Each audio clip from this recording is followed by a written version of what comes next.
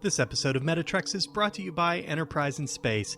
Find out how you can help science and education and become a virtual crew member aboard the NSS Enterprise Orbiter. Visit enterpriseinspace.org for more information. And if you'd like to help us keep Star Trek discussion coming to you each day, consider becoming a patron of the network through Patreon. Visit patreon.com/trekfm and find out how you can become part of the team. That's patreon.com/trekfm. This is Tim Russ, Lieutenant Commander Tuvok on Star Trek Voyager, and you're listening to Trek FM.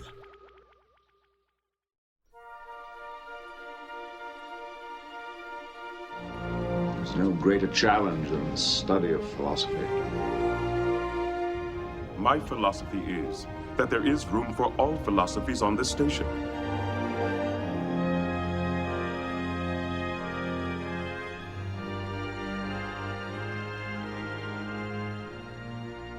Well, welcome everyone to episode 64 of Metatrex, Trek FM show on Star Trek and philosophy. My name is Mike Morrison, and with me, as always, is my esteemed co-host, Zachary Fruehling. Today we'll be discussing Star Trek The Next Generation Season 6, Essential Trek Philosophy. Zachary, how are you doing today? I'm doing okay. I'm podcasting from my new stand-up desk, which everyone tells me looks like a Borg alcove. You look a little taller there. You look a little taller. Standing upright, straighten out my spine. Well, I am sitting as per usual, and I have to admit, Zachary, that this has been a tough week for me trying to choose 3 essential Trek philosophy episodes from the 6th season of Star Trek The Next Generation.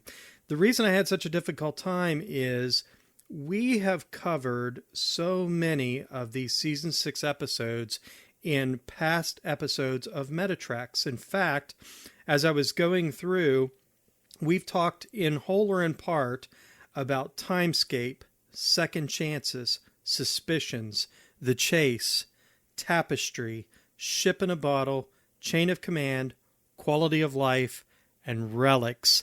I mean, that's nearly half the season right there. Goodness, I hope there's still something left for us to discuss tonight. We may have to refer our listeners to our back catalog because, again, some of these episodes we've discussed in some substantial length. And I was just concerned as we were going down through there, do I go back and do I choose some of these? Because, after all, we're talking essential Trek philosophy. And as I kind of cross-checked our Metatrex episodes with season 6 of Next Generation and saw the sheer number of episodes we've talked about, it's like, okay, do I choose any of these episodes again? And I ultimately decided that this is called our Essential Trek Philosophy. So I'm just going to go for it, regardless of whether or not we've discussed episodes in the past or not. My list is my list.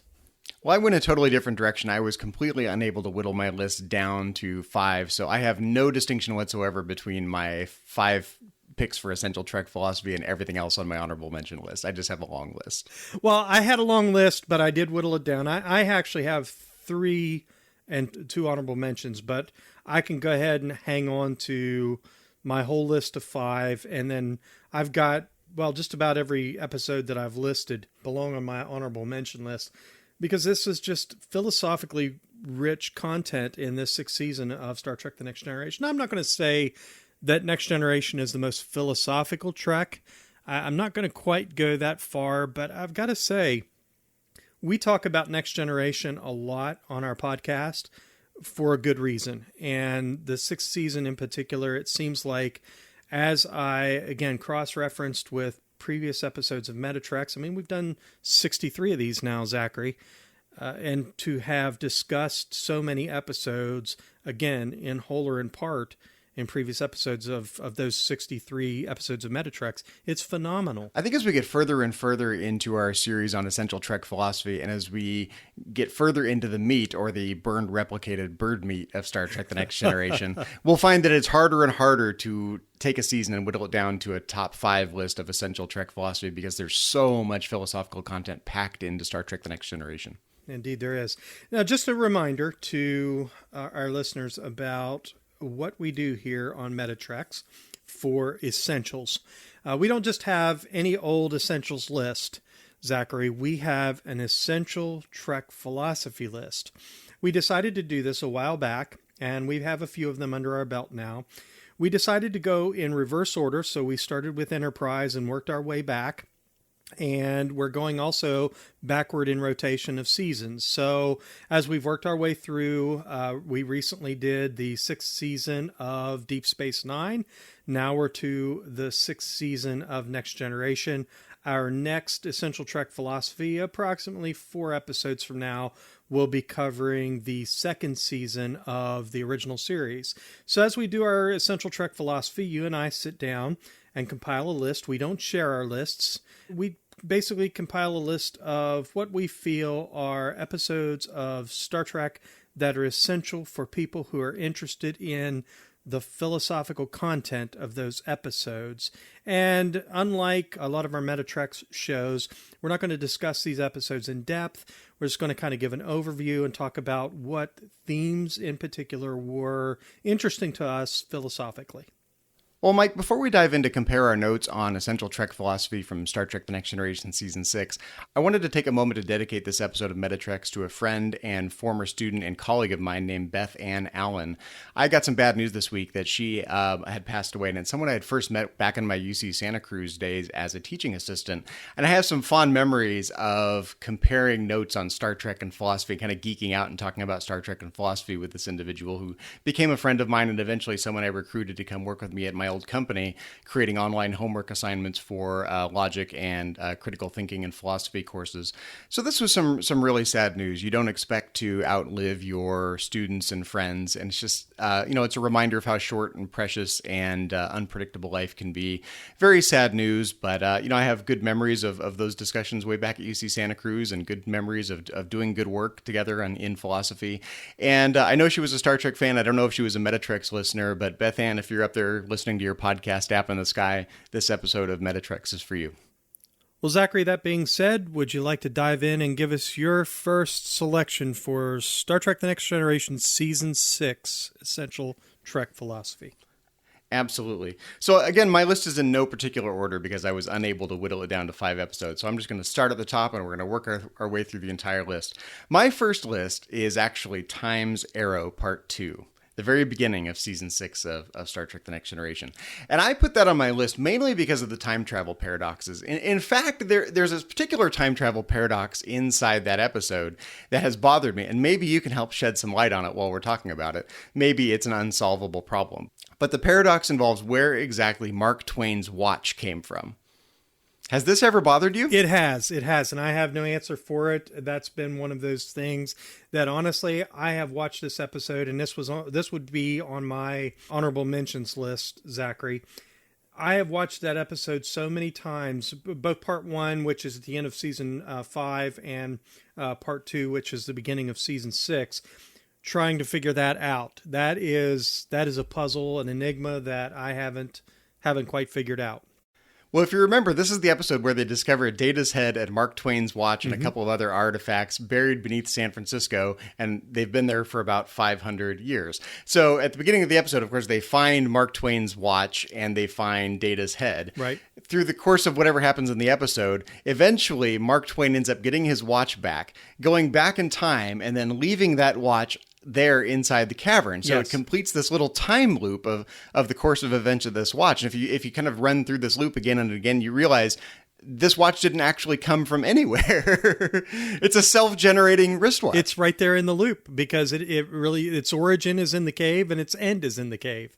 Yeah, it's a puzzle I have yet to solve. It would have been nice if it could have been a throwaway line in the episode, quite honestly, that would have at least explained where the watch may have perhaps come from originally or what significance it had to him. But it's almost as he closes the watch and he leaves it there in the cave. It's almost like he is consciously just contributing to this time travel loop. We've talked about other types of time travel paradoxes here on Metatreks, but this is an interesting one where an object seems to literally come out of nowhere because it has this object, the watch in particular, has no beginning and no end. Yeah. And I'm fascinated too by the fact that Data's head is reanimated, and I think it's weird. I mean, we got to remember, after this episode, Data's head is 500 years older than his body. Exactly. And there's a lot of other really interesting, neat things going on inside this episode, philosophically. The fact that, here's an alien race that in essence is feeding off of destitute, sickly people here in this 1800s time period. And they're feeding off of human beings. And the crew of the Enterprise is getting involved in that. And there's a lot of really interesting things philosophically happening in this episode that I think merits its place on that list for sure. Well, when you put it in those terms, it almost sounds like it could be, this may be a bit of a reach, but it could be a metaphor for anyone who stands on the backs of others. In fact, Mark Twain says as much in the episode. He's used to a world where people stand on the backs of others. But in this case, the aliens are literally feeding on people who are sick or destitute or whatnot. And there are people like that in the real world who do that metaphorically, right? Yeah, oh, exactly. And you have to answer some ethical questions, I think, when you get to that, because again, it's kind of an extreme example. It's a metaphor really for something that happens in our own world virtually every day. And what's our obligation to protect and defend people who are exploited by people who are more powerful than they are. Again, this is an extreme metaphor, but I think it stirs some really interesting ethical questions that there are no easy answers to, but they're ethical questions that I think are important to wrestle with nonetheless.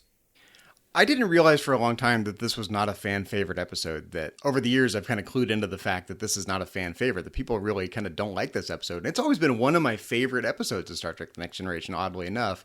Maybe not because of the philosophy, kind of, you have the time travel paradox thing. The whole episode could be a metaphor for social hierarchy or people taking advantage of others. Mm-hmm. But I don't know why people are hating on this episode. I don't know either. It's got Mark Twain. How could you hate on that? That's exactly. I'm going to go out on a limb and say I really don't understand that, because anytime you have a time travel episode inside Star Trek, it's always interesting to me. I like time travel episodes. I like time travel paradoxes. I mean, Janeway and Voyager going back to the 1990s. Kirk, Spock, and McCoy going back to the 1960s. Or if we go to the movie era, they're going back to the 1980s. And I love those episodes. In Enterprise, they went back to, World War II era. Although things were alternate, things were different. It was fascinating to me because you get to explore these important points in history, and you get to do it through the lens of science fiction, through Star Trek. It's a great juxtaposition to kind of, look at the way future generations might look at past generations of human beings. I mean, what's not to love about that? And honestly, Mike, who of us hasn't wanted a sequel to A Connecticut Yankee in King Arthur's Court? Absolutely. I'll take that. Yeah, Zachary, this is a great episode.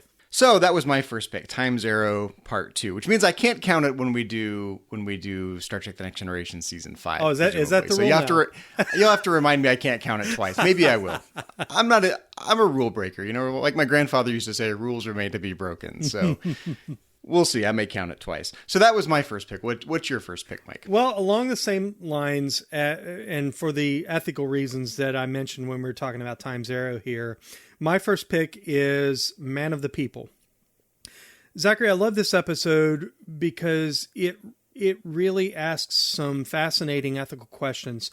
This deals with an alien who, when he first comes aboard Enterprise, he is seemingly with his mother. We find out later in the episode that she's not his mother, that he managed to lure her in through romantic overtures, and she has become a receptacle for all of his negative emotions, all of his negative feelings, and she has died. So while Dr. Crusher is trying to solve the problem of why she died, Deanna Troi has linked with this man, and she has become his new receptacle. And so Deanna Troi, Marina Sirtis, ages through this episode, but she also becomes, very aggressive with her emotions. And at the end of the episode, we find out that for all intents and purposes, he uses people in order basically to stay young. And he's justified all of this in his mind. In fact, he really feels that he is justified in his actions because he's an important person, and this makes him, young and vital, and he's able to do his job better, and it keeps him alive. And so he's justified all of this in his mind while he continues to use people to be dumping receptacles for all of his hostile, negative baggage, his emotions. So it begs the question: what are the ethical limitations of using people in this way? And again, this is something that I think is a metaphor for something we see happening every day in our society, where we talk a lot about bullying these days, and we talk about abuse. The way, for instance, I've dealt with, in 25 years of ministry, I've dealt with, abusive spouses, and the abused stay in these relationships for, 20, 30 years, being, mentally abused, verbally abused by their spouse, and in many ways become this dumping ground for all of the negativity and hostility. And so, what are the ethics at play here, and what are the limitations, and when does it become exploitation? And so all of that gets dealt with in a lot of ways in this episode. Man of the People, I think it's definitely essential Trek philosophy. Well, this episode is a great example of violating the Kantian principle of not using other people as a means to your own end. Yes. Treating people as an end to themselves, not merely as a means. This episode is similar in some ways to the episode Sub Rosa from Season 7 of Star Trek The Next Generation, insofar as you have a character that's basically using other beings, other people for its own purposes. Except in that episode, you get this sort of romantic overtone. Like you get the ghost character yelling, "I loved all the Howard women. I loved them all." And you don't get anything like that in this episode. In this episode, Man of the People, you basically get this character straight up using the people to, as a dumping ground for his negative emotions to achieve his own goals. And I think it's more obviously straight up using someone else to achieve his own ends. Indeed. Well, Zachary, we have the first 2 episodes under our belt. What's next on your list? So next on my list is Rascals. And if you remember, Rascals is the episode where Captain Picard and Guinan and Ensign Ro, through a transporter accident that modifies their DNA, get reverted to adolescence. And we end up seeing childlike versions of those 3 characters. And for me, this episode is interesting because it raises the issue of personal identity. Their bodies have changed radically, but they have all of the memories and experiences of their adult versions of themselves.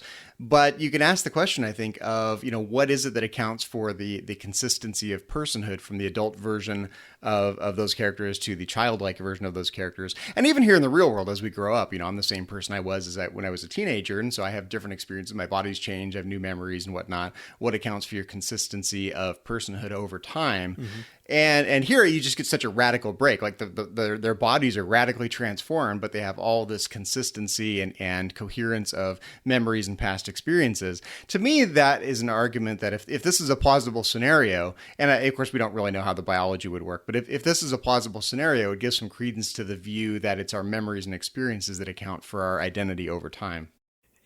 Yeah, this was actually next on my list as well, Zachary, and for all the reasons you mentioned. I love the fact that it really deals with this idea of identity over time. The thing that I really, and I have to say, the 4 kids who were cast as the young versions of Picard, Ro, Keiko O'Brien, and Guinan. Oh, I forgot Keiko. Yes. Keiko's there too. Yes, young Keiko. Young Keiko, Mm-hmm. yeah.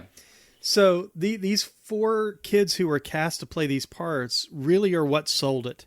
I mean, these kids were brilliant. And Isis Carmen Jones, she's the young girl who played young Guinan. I mean, she just kills it in this episode because she embodies all of that great wisdom that Whoopi Goldberg brought to the role. And this girl had none of the experiences for which to base that on. I mean, she just embodies Guinan perfectly. And we get to see these kids struggle because, as adults, at least for Ro, her childhood was a painful time.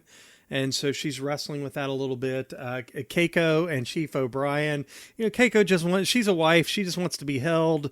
Chief, he's kind of weirded out about it. His wife's now a 12-year-old. But the best part of this was the way the crew, and in particular, Dr. Crusher, number one, the way they're looking at Captain Picard, he tells them, I'm still the captain. I'm still Captain Picard, number one. I have all my memories. I have all the knowledge. I'm still me. But they don't see Jean-Luc Picard. They see a child. I thought you were going to say that the best part of this episode is young Picard calling Commander Riker his number one dad. Oh, I loved it.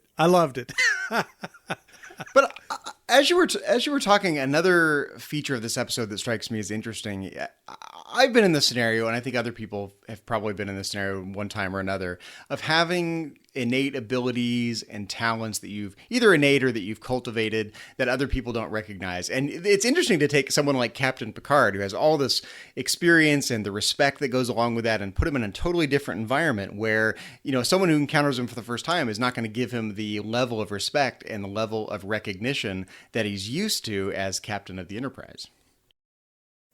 Exactly. But yeah, so for all of those reasons, I think you're right. I think Rascals, first of all, it's a fun episode of Star Trek. On any day, I can pop this episode in, I can queue it up and watch it, and it's just good, fun Star Trek episode. But if I really want to think about the nature of identity, if I really want to be challenged philosophically, this is also a great episode for a deep dive. So, great pick, Zachary, on my list as well. Before we move on to your next picks, I think we should say that personal identity is something of a theme inside of this season of Star Trek The Next Generation. At least 2 other episodes deal with issues of personal identity, and the ones that come to mind are Second Chances, where we have Will and Tom Riker, transported duplicates of one another, raising even more clearly issues of personal identity since we have exact duplicates of one another that have been separated over time. So I don't have much more to say about that episode except that it's really related to personal identity, and it's in this season also. But another episode that I find related to this theme is Tapestry, which we have Captain Picard. Why are you laughing at me? I'm laughing. For you at home, I'm Mike's laughing because these are my picks. So the other episode in this season that seems to be related to the issue of personal identity is the episode Tapestry. And if you remember, that's the episode where Captain Picard gets to experience an alternate timeline where he didn't stand up to the Nausicaan and fight and didn't get his heart pierced, and he didn't become the confident captain that we know. He became a junior grade, low-ranking functionary ensign on board the Enterprise instead of the Captain Picard that we know and love. In fact, we've jokingly called this Picard in Blue in episode 2 of Metatreks, way back in the day. And in this episode, it's interesting to think about how much a person's experience and surroundings define who they are. If you take Captain Picard out of his experience as Captain Picard and plunk him in a different environment where he doesn't have the rank and he doesn't have the respect and he doesn't have the experiences that he had, is he the same individual? Can he be that confident version of himself? We see him trying to convince Commander Riker to give him a promotion and to find a command position for him. And Riker kind of rolls his eyes at Captain Picard. And it shows that, if you don't have that history of experience and the respect and the achievements kind of backing up who you are, you don't have the weight and the pull that you might have had. And so it really does beg the question, is this the same individual? Is this really Captain Picard as we know him? Or is this an alternate version of Captain Picard that doesn't have all of that experience richly integrated into his being? So Zachary, it's really fascinating that you should mention Tapestry when referencing episodes of Star Trek from season 6 that deal with the issue of personal identity. Tapestry is next on my list of essential Trek philosophy because of that very reason. It deals with what makes up a man. Is he the sum of his experiences, or is he a collection of cells? And, it's really fascinating because even though Q's involved in this episode and it can be argued that none of it was real, I still think it's a wonderful life on the Enterprise. And Q gives Picard a chance to live his life to some degree over again without the regret of young, impulsive actions that he took that he regretted later in life. And the result was he discovered that although his actions were impulsive, and even though to a great degree he regretted them, these actions were still a part of who he was. And at the end of the episode, they talk about, with the tapestry pulling one thread out and the whole thing, unraveling. And I think it's really fascinating. And I relate to this episode in so many ways because I'm a messy person, and I have been a messy person for my entire life. And I've done things in my past that I regret. And I've come to a place in my life where I look back on many of the things that I did when I was young, especially in my teen years. I look back and I have so many regrets. And I watched this episode and it reminds me that to some degree I am the sum of my experiences. And even though in life we often do things that are regrettable, those become a part of the tapestry of who we are. And if we can learn from those experiences and build and grow upon those experiences, we can really redeem those experiences, just as Captain Picard was able to take his impulsive nature and it really is in many ways is one of the things that makes him a great captain. And without that gut for action, being willing to just jump into action, take that away and he's just not the man that he is. And he finds that he's left to a life in a blue tunic, although I think he rocks that blue tunic, but he finds that it's rather limiting, and he's not taken seriously by Troy. He's not taken seriously by the first officer, and he's stuck. And so now he finds himself in a place to say to Q, hey Q, I want my life back. All the mess that I made and everything, just give it back to me the way it was.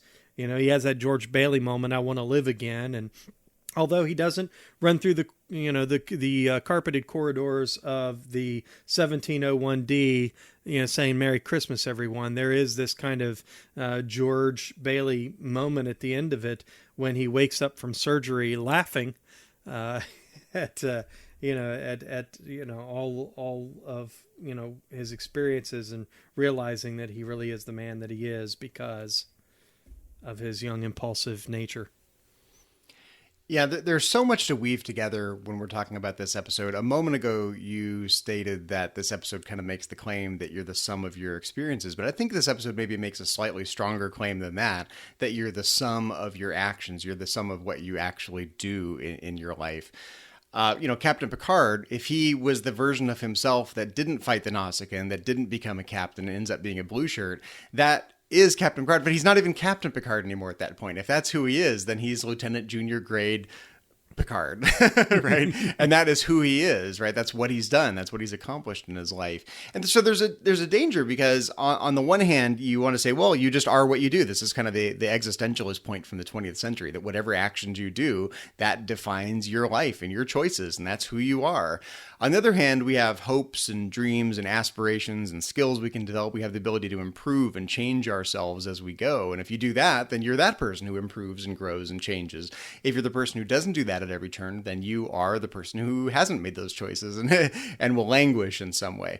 I've experienced this in my own life. I mean, I've had to go from, I've changed careers a few times. When I was in college, I was the Zach the philosophy student, and then I became Zach the Radio Shack salesperson to put myself through college. Then I became Zach the philosophy teacher, and then I became Zach the Aptly content developer, and then now I'm Zach the instructional designer, and of course now I'm Zach the podcast host, right? And each one of those experiences I incorporate into my identity. I identify with who I was when I was doing each of those. I throw all shell of myself into my very being when I'm doing all of those activities that I just mentioned.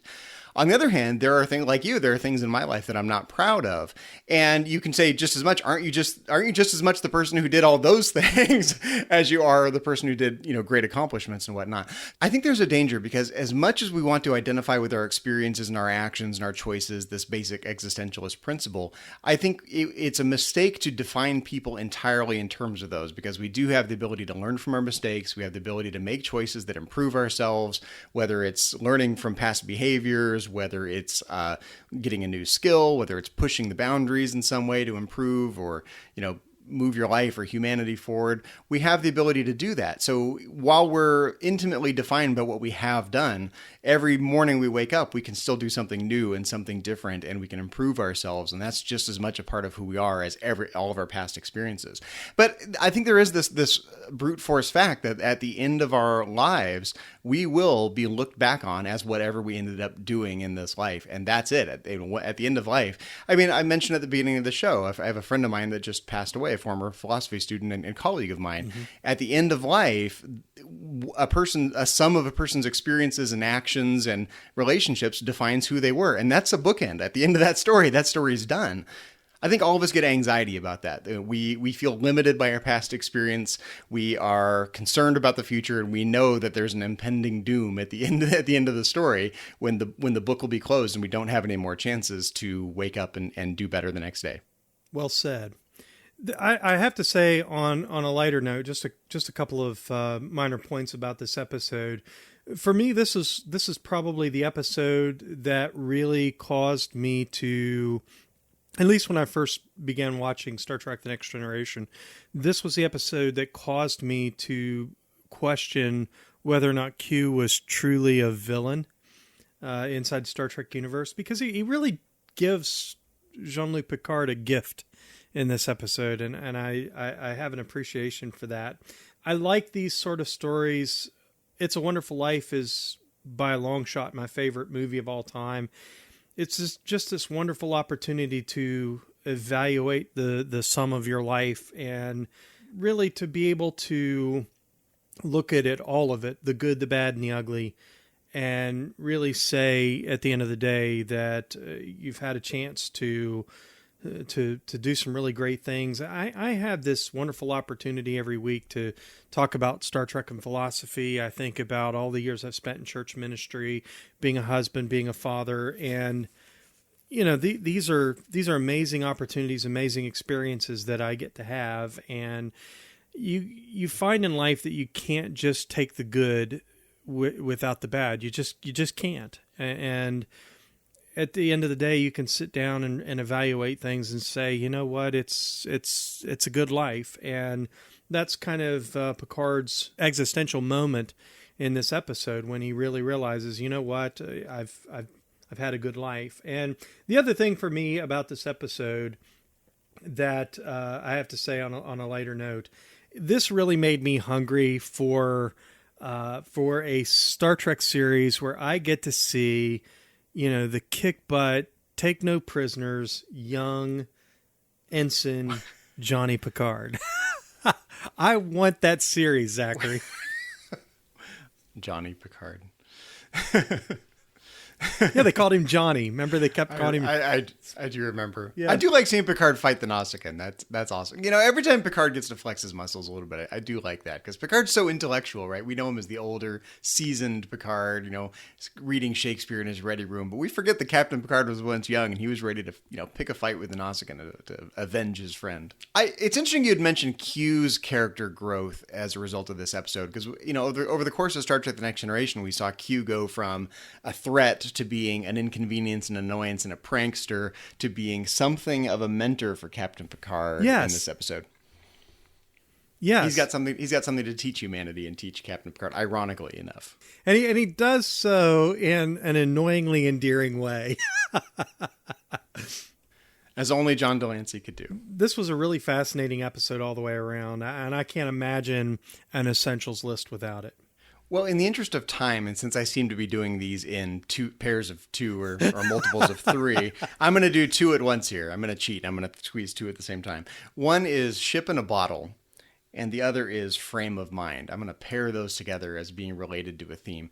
We've talked about ship in a bottle before, and if you remember, that's the episode with Professor Moriarty on the holodeck. And at the end of the episode, they basically let Professor Moriarty live out the rest of his days inside this holodeck cube with all the visual representation, but he's essentially living inside of a computer simulation from that point onward, right? Sailing off into the sunset in his borrowed shuttlecraft, right? And this episode, out of all the episodes in all of Star Trek, might be the most clearly related to Descartes' skepticism of the external world. Like, how do you know that you're not in a dream or in a computer simulation or in the Matrix? You know, it's spelled out in a number of different ways in different science fiction franchises. Basically, starting with Descartes. How do you know that the world around you, the world that your senses perceive, is accurate, that it's real, that it's not just a fantasy, an illusion? And I pair that up with frame of mind because I think Riker is suffering from a similar delusion inside frame of mind, right? Riker, he is not sure whether his reality is breaking down. Is he really this Riker who's inside this insane asylum, or is something weird going on where he's really the Riker who's got this life back on the Enterprise and some weird, alien intervention or science fiction thing is going on, or is Riker really the crazy, insane person inside the insane asylum? So again, just the state of affairs with the world around you, whether that's real or whether that's part of your mental construction, I see as related in some way to ship in a bottle. Yeah, and both of these are honorable mentions of mine. They were on my long list. Although I'm probably going to get some boos here, but I'm not a big Moriarty fan. But I do appreciate the philosophical questions that get raised in both those Moriarty episodes. What do you have against Niles? Is it because he's not in a tuxedo? I don't know. I really don't know. There's just something I don't know. It's superficial. I think it's the acting. I just never was a big fan of either. I kind of did want Fran from The Nanny to be his romantic partner inside that episode instead of the woman who was that there. Would have been much more awesome. entertaining. Can you imagine recasting that with Fran Drescher? That would have been awesome. So, yeah, both of these were on my essentials list as honorable mentions. Frame of Mind is actually, honestly, one of my favorite episodes of Next Generation. For much the same reason that Far Beyond the Stars is one of my favorite episodes of Deep Space Nine. They really deal with the same question, where Far Beyond the Stars asks the question, who's the dream and who's the dreamer? This really asks a similar question, and it's just a really great thriller. I mean, just a Star Trek episode or not, it is a really fascinating psychological thriller that I can watch over and over and over again. And who among us hasn't experienced something like wondering, like, wow, is the whole world breaking down? The world seems to have gone crazy. Is this really what reality is like? Or this must be a holodeck program, or this must be a delusion, or there must be a computer simulation, or this must be a something, because this can't be reality. This is too weird. Sure. And we all have days like that. I mean, we have days where... Yeah, mental breakdown. You're just basically describing a mental breakdown. Yeah, absolutely. But we all and who hasn't had one of those days where we wonder, is this real? This can't be. I've said this before. This can't be happening, and that's kind of that's kind of Riker's problem in this whole episode. He's having these bouts of delusion, and then the delusion becomes ever so much more real as he goes along, and what's real and what isn't, and it's just a really, really interesting psychological thriller. I think Jonathan Frakes should have gotten an Emmy for his performance in this episode. It's really some of the best. Frakes is a good actor, but I really think he went above and beyond in this episode. This was amazing acting on his part. Well, there aren't a lot of actors that can carry a one-man show. We know that Patrick Stewart can do that, right? Mm-hmm. But we get to see Jonathan Frakes essentially doing a one-man show in this episode. I hope that Jonathan Frakes listens to Metatreks. So, Jonathan, if you're listening, this was brilliant acting, and I just don't think you get the credit you deserve for what you pulled off in Frame of Mind. It's phenomenal. Hats off to you, Jonathan, whether you're sane or delusional. We like you anyway. We love you anyway, man. So, yeah, great picks, Zachary, for Essential Trek Philosophy. I'm going to come up next with, it's actually a two-parter. We had a few of those here in the later seasons of The Next Generation. I have Birthright, parts 1 and 2. I'm going to slide those in there as one package. This episode had an interesting B-plot as well as, its main storyline. And the thing that I love about this, Zachary, and I know you're going to appreciate this, Worf is a philosopher in this episode. I mean, he really comes to this colony. He's going there to try to solve a mystery, and he gets there and he finds out that Klingons and Romulans are living together, really essentially in peace and harmony. And he kind of becomes Socrates. He's like Socrates in the stars. And at the end of the episode, they're going to make him drink the hemlock for poisoning the minds of the youth.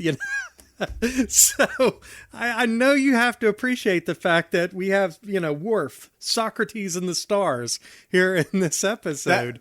That's actually brilliant, and I'm embarrassed to say I never thought of Socrates when I've seen this episode before. This is a new connection for me, and you're absolutely spot on right.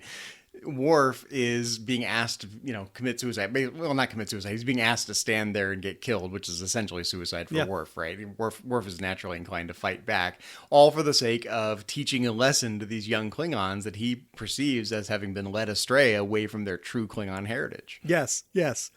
And so what would Socrates' Klingon name have been? Something from the house of Moog.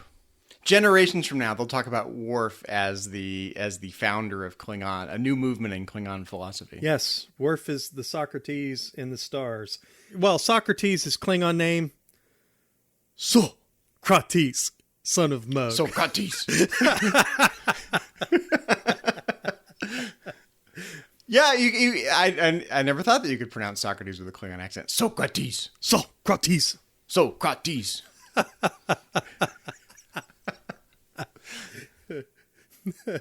I love the way that Worf is able to go in, and these two episodes, he really turns the hearts of the young people. He really causes them to rediscover who they are. And so there's kind of an existential question that everyone in that colony has to ask to some degree. And in rediscovering who they truly are. I love the scene where the young Klingon boy, I think his name was Tok, I think is how it's pronounced. I may have mispronounced that, but this young Klingon boy comes in after going on his first ritual hunt, and he walks into the banquet hall and he slams this dead animal down on the table, and he starts to tell in a very Klingon way how he slew the beast. And that actor brought so much to that part. I mean, you really experience the thrill of discovery with him inside these episodes as he discovers who he really is, what it means to be Klingon. Well, I think we can all relate to this. We've all forgotten the art of making our own actions into some sort of epic, right? It used to be back in the day that all of society was woven up with and defined by these epic poems and narratives and stories that defined our place in the universe and with each other and defined who we were. And we've forgotten the epic nature of our stories. When we talk about our accomplishments, when we talk about all the things we do and want to achieve and have all of the things we've done and all the successes, why don't we sing them? Why don't we tell them with more epic force than we do? Why don't we just make a resume? We should submit, if you're applying for a new job, you should submit us a poem, a song, an epic. But you forget that other people are the hero in their epic. I'm the hero in my epic. You're the hero in your epic. Everyone is the hero of their own epic, right? And everyone's epic has bit players, and everyone's epic has enemies and comrades, and but everyone has their own epic that they tell about themselves in their own minds. Yeah. And I have to say that this episode gets some criticism as well, Zachary, because there are fans who watch this who say, did Worf really have a right to go in there into the society in which Klingons and Romulans are living peacefully and, in essence, trouble. muddy those waters? Did he really have the right to do that? And I think that's a fair question. And so, I mean, you can look at this from that perspective. What ethical restraints could have been put on Worf to prevent him from altering this utopian society that they had built here, this little colony on this planet, and the peace that was forged between Klingons and Romulans. And so I think that's a fair criticism. I guess that boils down to what exactly Worf's beef is with this society in the first place, right? It can't be as simple as, real Klingons or true Klingons don't get along with Romulans, right? He's not against peace. That doesn't sound right. Mm-mm. But there's something about the nature of the personality of these Klingons that have been lost. They've been watered down in some way. But it's not watered down because they're getting along with the Romulans. Like, the Klingons have allies. They get along with the Federation now, more or less. It's not peace that's bad in Worf's mind, I think, right? Well, the thing that I think they kind of focus in on, that Worf focuses in on, is that he's appalled that these young Klingons don't know their ancient stories. They don't know anything of their heritage. In order to suppress, really, to some degree, their Klingon nature, these Klingon parents and grandparents have not passed on those elements of their heritage. It would be like, for instance, raising a generation of people who know nothing about, say, World War II, or know nothing about, the moon landing. I'm thinking of these major contact points, in our nation here in the United States, and even world history, and every country has these touchstones that are very much woven into the fabric of who they are. And maybe even worse than that, these Klingons have let their bat'leths rust instead of keeping them ready for battle. Yes. And it's not just the young Klingons, right? There are some old Klingons on this planet that should know better, right? They shouldn't be the one. I mean, yeah, okay, you can almost excuse the young people. They were raised a certain way. They don't know any better. But the older people who are letting their bat'leths rust, Worf has a serious issue with that. His Klingon identity is intrinsically tied to these things, these ancient stories, these weapons, this culture. He's intrinsically his Klingon nature is intrinsically tied to these things, and so rusty bat'leths and untold stories really, in his mind, has caused these people to forget what it is to be truly Klingon. And I think you're right. It has nothing to do, he's not there trying to say we shouldn't have peace, but he is there saying we can't really enjoy utopia and forget who we are. All those rusted bat'leths, songs unsung, Targ hearts uneaten.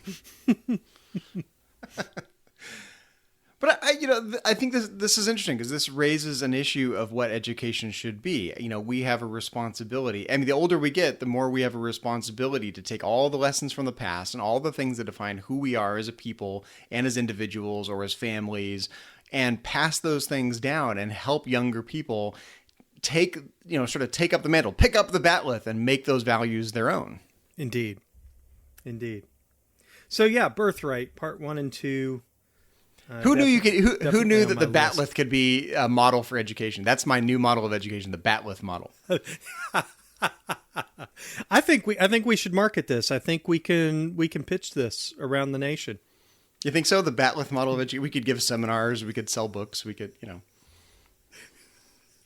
Let's do it. Well, Zachary, what's left on your list? So I actually have another Klingon episode as my next pick. I have Rightful Heir, in which we see a clone of Kahless be resurrected. And we have to decide, is this the real Kahless because he has Kahless's DNA, or is he a false prophet, a false god, a false Kahless? And again, it raises the issues of personal identity. He has the same genetic makeup as the original Kahless. He's fulfilling certain kinds of prophecies under certain interpretations. He identifies, he has all the memories of Kahless as told by the Klingon stories and Klingon literature and Klingon lore and Klingon religion. But in keeping with the theme of this season of personal identity, this is another personal identity episode. Here we have another Kahless that's been resurrected, a clone of Kahless with some of his memories and stories and all the DNA. But is this really Kahless? And this isn't a question they consider explicitly inside the episode, as they have to decide whether to recognize him as the historical Kahless. Yeah, I really love this episode. I trimmed it off my list. It was on my long list to begin with. I trimmed it off. The thing that I really like about this, Zachary, is this actually was an episode that, I mean, we're talking, 1993. This idea of cloning, it was still fairly fresh. I mean, we had Dolly the sheep, and this technology, this whole field of science was then, and really in some ways is still now to some degree, in its infancy. I mean, we've made great strides, but we're still really nowhere near ready to clone a human being. Well, there's actually a deleted scene from this episode where the clone of Kahless first wakes up and people say, "Who are you?" And he goes, "Socrates." That's awesome. That one didn't make the final cut. I thought you were going to say he opened up his eyes and went, "Bah." Dolly the sheep. But again, here's Star Trek doing something that Star Trek has always been really great at, and that is take something that is front and center in its infancy and really start asking interesting questions about it. We did this in the original series when we dealt with things like prejudice and the rights of women. Here we're doing it in the Next Generation when we're talking about clones. This is such an interesting episode because it's not just about cloning. It's about cloning combined with Klingon mythology and Klingon religion, all set in outer space, right? This isn't just a cloning episode. Absolutely. This is a great episode of Next Generation. I would say it's also related to issues of hermeneutics and say religious interpretation of scriptures and texts, right? You got prophecies that foretell the second coming of this Klingon Messiah for all intents and purposes. And now the Klingons have to interpret that. They go, okay, here's this being standing in front of us. Could this be what those prophecies really meant? And they have to take all of these things that they thought they understood and retell them and rejigger them to help them kind of fit with the facts. And you could say that this episode is kind of making an anti-religious skeptical claim that religions tend to be self-justifying. Every time a new piece of evidence comes along, they modify and change and reinterpret to account for the new evidence rather than just abandon their old beliefs. Yeah, that's a great connection, Zachary. I didn't think about that before, but you're absolutely right. It's like what happens whenever you get these cult leaders that come along every few years where they go, "Oh, I'm, Jesus reincarnated or this, that, or the other thing. And I'm the Messiah now, come follow me." And they give this kind of convoluted interpretation of what everyone else believes to kind of justify whatever social structure they've set up, right? What defines a cult, right? So here we essentially have a Klingon cult. They have, right? They've got these people waiting for the return of Kahless. We have a Kahless figure that has emerged, and all of a sudden everything gets rejiggered just to justify this clone of Kahless as the true Kahless. In many ways, there are a lot of similarities between this episode and the Voyager episode Prophecy, in which this generational ship of Klingons that are out there in the Delta Quadrant believe that B'Elanna's child is their Kuvlamak, this religious symbol, this one that was going to heal them and lead them to, a permanent a settlement. And there are a lot of similarities between these episodes, and again, some really great questions. I didn't make that connection before. So, Zachary, as we're winding down to our final picks. I'm to my last one, and you'd actually touched on it previously in the episode today, and I didn't bite at that time, but it is another one of those identity episodes, second chances. Will and Tom Riker, and I'm a Tom Riker fan. I liked his reemergence with the Maquis in Deep Space Nine. I thought that totally made sense. There was nothing far-fetched about his reemergence in Deep Space Nine and being affiliated with the Maquis. I totally see that as being a possibility for the Tom Riker character. My only disappointment is that they never revisited. Kira promised that they would get him out, and we never saw that happen. So, poor Tom is still out there somewhere on a Cardassian penal planet serving hard labor for his crimes.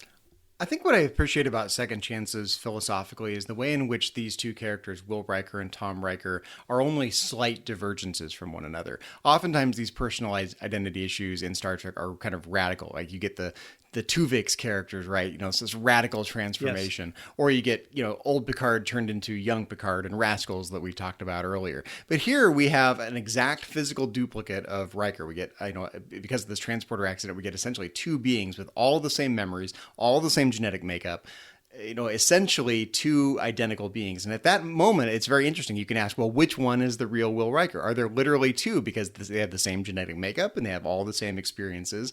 And as they diverge ever so slightly, you can continue to ask this question, well, which one is the genuine claim to being the real Will Riker? And to what extent are they the same individuals? And when have they crossed over into being distinct individuals with distinct personalities, distinct identities, to where we're not plausibly saying that they're the same individual anymore? And I think by the time we see them in this episode, they've diverged enough where we can say, yeah, their experiences are so different that our intuitions don't allow us to say that they're the same individual anymore, right? They've diverged enough. But, if you back up the clock a little bit, like, okay, a week after the transporter accident, have they diverged enough, or are they still two Will Rikers at that point? And I think, a week after the accident, you can plausibly say, yeah, it's just two Will Rikers. One's stuck on the planet, the other one's, beamed back up to the ship, but their experiences are like 99.999% identical, right? So, but over time, as those divergences grow greater, you can see differences in personality, differences in temperament, differences in experiences, differences in ambitions, to the point where they look like two distinct individuals. But it's a line drawing problem. When have they crossed over from being just two Will Rikers to genuinely two distinct persons, Will Riker and Tom Riker? Well, and I love the portrayal. Again, you just have to take your hat off to Jonathan Frakes. I love the way he portrays both of these characters. They're similar, but yet they're different, and he brings that to the role. And I love the fact that there's this competition that's going on between the two of them, that they tend to rub each other the wrong way. They irritate one another, and really they irritate one another not because of their differences, but because of their similarities. And it really raises some interesting questions that, I have to ask myself, if there were two Mike Morrisons in this house, in what ways would we clash? What aspects of my personality would I find annoying in this other Mike Morrison? I really think that's fascinating to explore. I have a slightly different question, because for me, I'm actually kind of competitive. I like to win. I like to be good at things. I like to be the best at things. To the point where if there were two of me, I would want to be the better of the two at everything. But so would he. So would he, but he'd be wrong, because I would be the better one. I would make sure of it. Right? But I love that in this episode. And so it's some really interesting stuff there. And I have to say, just another shout out for this episode. Mae Jemison, real life astronaut, popping up here in the Star Trek universe. I think it's awesome. Yeah, Mae Jemison was actually the first African American woman in space.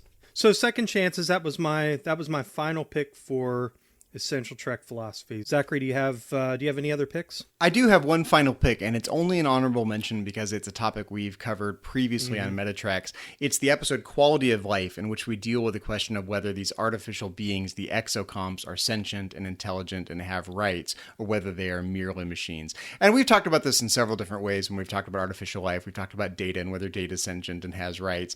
But here we have a non-humanoid being, these little cute little robot exocomps, like an intelligent vacuum cleaner, like the little robo vacuum cleaners that, if it's like in my mind, it's like asking, could one of those be intelligent because it has some autonomous behavior and, seems to react unpredictably sometimes. But it's an interesting question, the question of artificial intelligence and what status we give those, whether we think they're sentient or not, or intelligent or not, whether we recognize them as intelligent, sentient beings with rights, like we recognize other biological sentient beings with rights.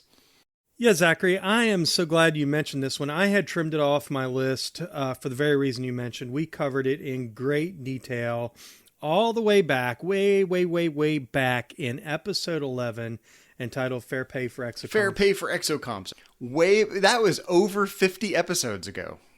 Can you believe that? Just a side note that is over 50 episodes of Metatreks. Because it seems like yesterday we were doing that. We've talked a lot of Star Trek and philosophy. Go back in the back catalog and check that one out. We talk about, is it possible for non-biological beings such as android robots or holograms to think? And we really delve into this in great detail. So in the Wayback Machine, episode 11, Fair Pay for Exocomps, you can catch it on the iTunes store or at trek.fm/Metatreks. So Zachary, just a quick recap of our list. The episodes from Season 6, Star Trek The Next Generation, are Time Zero. That was your pick. That was one of my honorable mentions. Man of the People was on my list. Rascals on both of our lists. Tapestry was on my list. Ship in a Bottle was one of your picks. Frame of Mind was one of your picks. Birthright was one of my picks. Rightful Heir was on your list. Second Chances was my final pick. And then you had an honorable mention, Quality of Life. And that, listeners, is Essential Trek Philosophy, Star Trek The Next Generation, Season 6. Zachary, any final thoughts? Well, I think in the way of final thoughts, the fact that we had such a hard time whittling down this list to a small number, in fact, we couldn't do it, we had a pretty long list, frankly, speaks to how philosophically rich Star Trek The Next Generation really was. And, I'm looking forward to our future episodes of Essential Trek Philosophy, because as we dive deeper and deeper, farther back in time in The Next Generation, in a way, the episodes get better and better. Star Trek The Next Generation, by the time Season 7 rolled around, had kind of petered out philosophically. We had a hard time finding picks for Season 7. But when we were first planning Metatreks a year and a half ago, I remember sitting down and coming up with a list of philosophically rich Star Trek The Next Generation episodes, and Season 1 was jam-packed with topics. I can't wait to get to Season 1 of Star Trek The Next Generation. So these episodes of Essential Trek Philosophy for Star Trek The Next Generation are only going to get better and better and better as we really get into the heart and the meat of the Klingon Targ heart of Star Trek The Next Generation. These episodes are only going to get better, and these lists are going to get more it's crazy. interesting. I mean, we had 10 episodes, Zachary. That is nearly half the season. Not quite, but nearly half the season of so what a list. Yeah, and the other half sucks philosophically, just FYI. No, they're good too. They just didn't make the top 10, right? It was extremely difficult to come up with a list of, I had 5, well, technically 6, because Birthright was a 2-parter, but 6 episodes from this season of Star Trek The Next Generation, because there is so much good stuff just jam-packed in there. I was going through the list, and really there's not a bad episode, I think, in the whole bunch. And our listeners, you just can't go wrong by going to the 6th season. If you want rich philosophical episodes, you just can't go wrong. You could almost roll the dice and pick any one of the episodes from the 6th season of Star Trek The Next Generation and see some really good, solid philosophical content packed inside of Star Trek The Next Generation. But here's a list of 10 episodes that are, Mike and Zachary certified, Metatrek certified, essential Trek philosophy. You're so right, number one. Oh, I'm sorry. You're my number one podcast co-host. Well, everyone, it's been fun talking about essential Trek philosophy from Star Trek The Next Generation Season 6, but this isn't the only thing we've been talking about here on Trek FM this past week, so here's a quick look at some of the other things you may have missed elsewhere on the network. Previously on Trek.fm, To the Journey! Leola is a substitute for any ingredient he doesn't have. No sugar, Leola root. Yeah. No bananas, Leola root. No coffee, Leola root. Saturday Morning Trek. Roddenberry was very involved with the first episode. And for that episode, we needed to come up with the derelict spaceship. And as a result, as the brand new guy on the crew who had spaceships and stuff in his portfolio, I got the job of coming up with that ship. The 602 Club. Yeah, well, and also that X-24 is really what he could have become. It's what he would have been if he had never escaped from Alkali in the first place, right?